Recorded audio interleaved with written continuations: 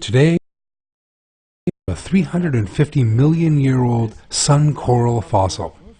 You are now seeing it close up. It is a fossil that was found in Morocco.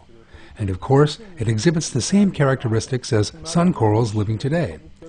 Its entire anatomy and everything are exactly the same. Now, we can say that corals' outer shells, or outer parts, are their skeletal structures. Their skeletons contain large quantities of minerals, and these minerals are what gives rise to structures like rocks and even the coral reefs of today. Each one is a separate organism. What you see in my hand is a fossilized sun coral. This is how they look in the oceans too, and they look exactly the same today. But these organisms come together and build colonies. The result of these colonies are coral reefs. They are part of the group of living that exhibit radial symmetry. In other words, when we take a vertical section of their bodies, no matter where we do this from, the result is two equal parts. And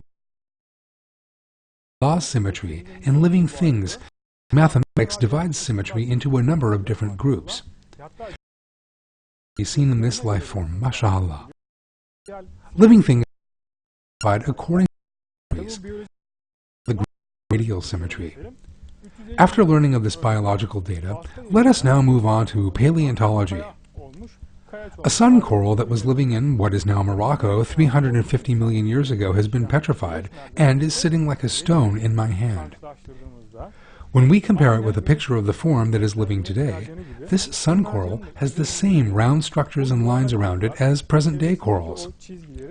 We see that it is identical to them right down to the finest detail. These examinations show us that one life form does not turn into another. Darwin said, his prophecy for the future, if you will, was untrue. Let us remind ourselves of what Charles Darwin said. He wondered why we do not see countless transitional forms in fossils.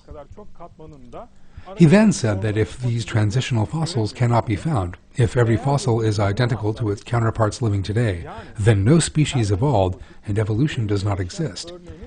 And every fossil is indeed identical to members of the species. Or else, if the species has since become extinct, if the first known specimen is documented to be identical to how the specimens looked before becoming extinct, if something that Charles Darwin did not want to see is documented, then that will be the greatest possible of my theory, he says.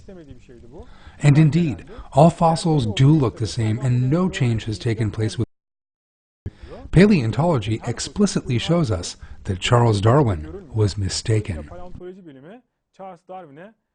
Yanlış olduğunu açık bir dille söylemiş oluyor.